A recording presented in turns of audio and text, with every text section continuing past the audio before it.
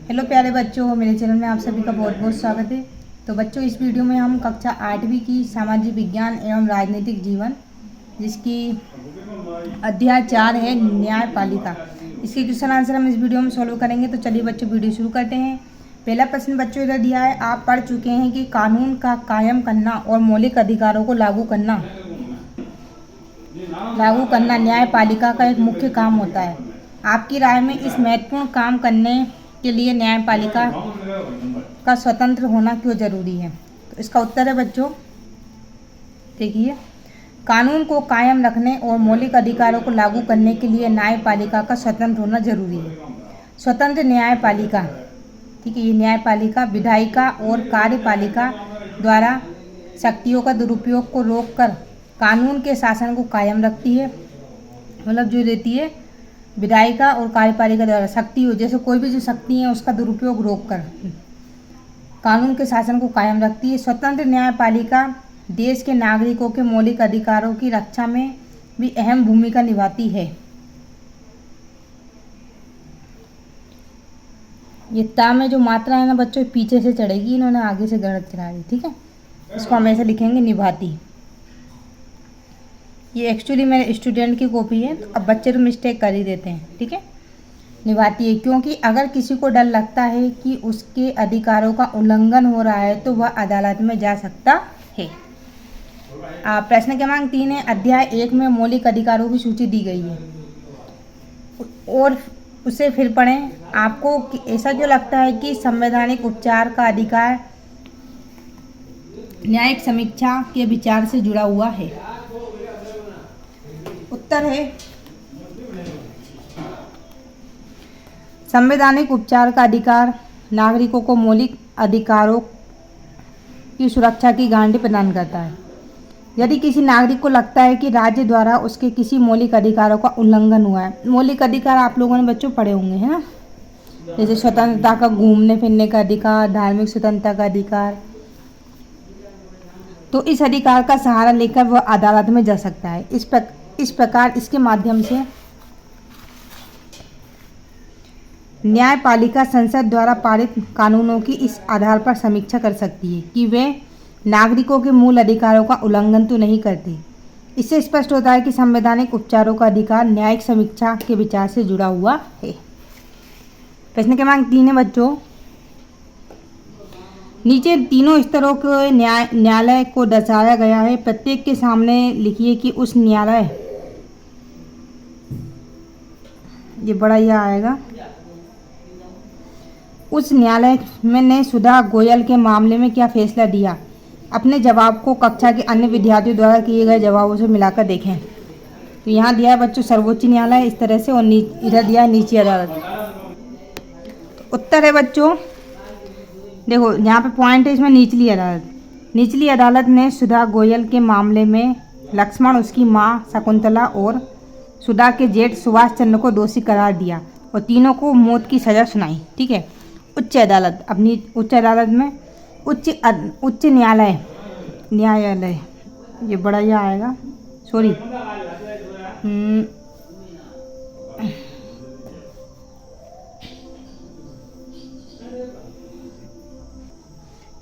ये यहाँ पे लगेगी मात्रा, यह पे ल पे नहीं लगेगी, इधर भी यह पे मात्रा लगेगी, ठीक है।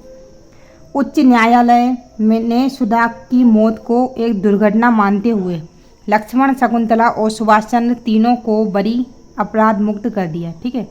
और सर्वोच्च न्यायालय ने लक्ष्मण और उसकी मां को दोषी करार पाया, लेकिन सुभाष चंद्र को आरोपों से बरी कर दिया क्योंकि उसके खिलाफ पर्याप्त सबूत नहीं थे। सर्वोच्च न्यायालय ने दोनों आरोपी को उम्र कैद की सजा सुनाई, ठीक है। इस तरह से आप इसका आंसर लिख लीजिएगा। अब प्रश्न क्रमांक 4 है बच्चों,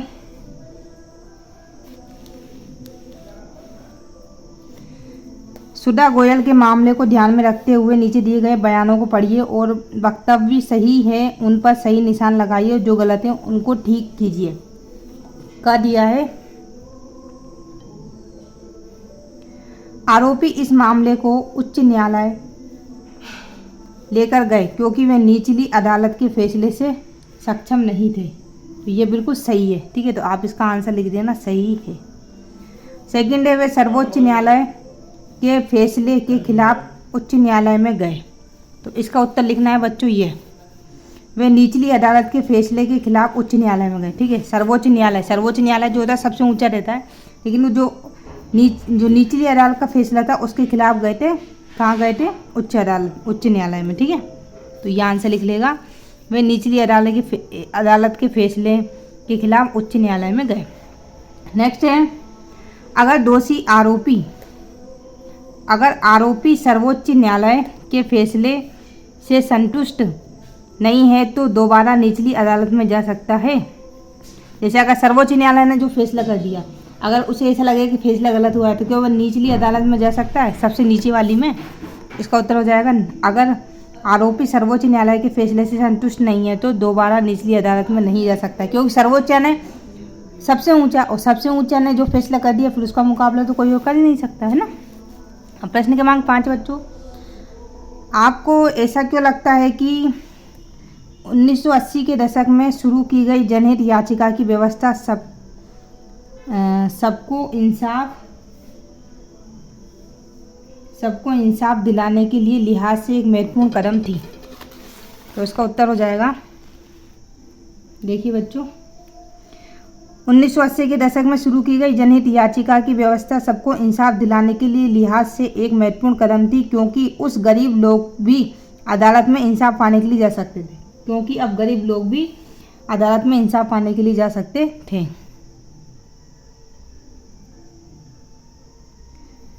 ठीक है, क्योंकि अब गरीब लोग भी अदालत में इंसाफ पाने के लिए जा सकते थे।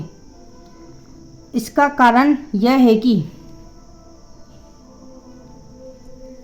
ये क्रॉस है, ठीक है बच्चों, ये यहाँ से यहाँ तक नहीं करना है, ये लिखना है। इसका कारण यह है कि इसके तहत, ठीक है, इसके तहत न्यायालय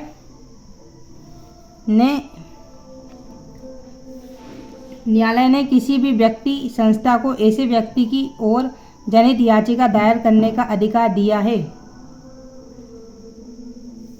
जिनके अधिकारों का उल्लंघन हो रहा है। अब सर्वोच्च न्यायालय या उच्च न्यायालय के नाम भेजे गए पत्र तार को भी जनहित याचिका माना जा सकता है। जनहित याचिका के माध्यम से बहुत सारे मुद्दों पर लोगों को न्याय दिलाया जा चुका है। अतः स्पष्ट है कि जनहित याचिका की व्यवस्था आम आदमी को अदालत तक पहुंचाकर न्याय दिलाने के लिए महत्वपूर्ण कदम रही है। तो बच्चों, यह वीडियो तो मैं यहीं करती हूँ समाप्त। इसका नेक्स्ट पार्ट मैं जल्दी ही अपलोड करूँगी। तब तक आप लोगों को वीडियो अच्छी लगी हो मेरी तो लाइक ज़रूर करना, और चैनल पर नए हैं तो प्लीज़ चैनल को सब्सक्राइब करना नहीं भूलना। मिलते हैं बच्चों इसके नेक्स्ट पार्ट में, तब तक के लिए धन्यवाद।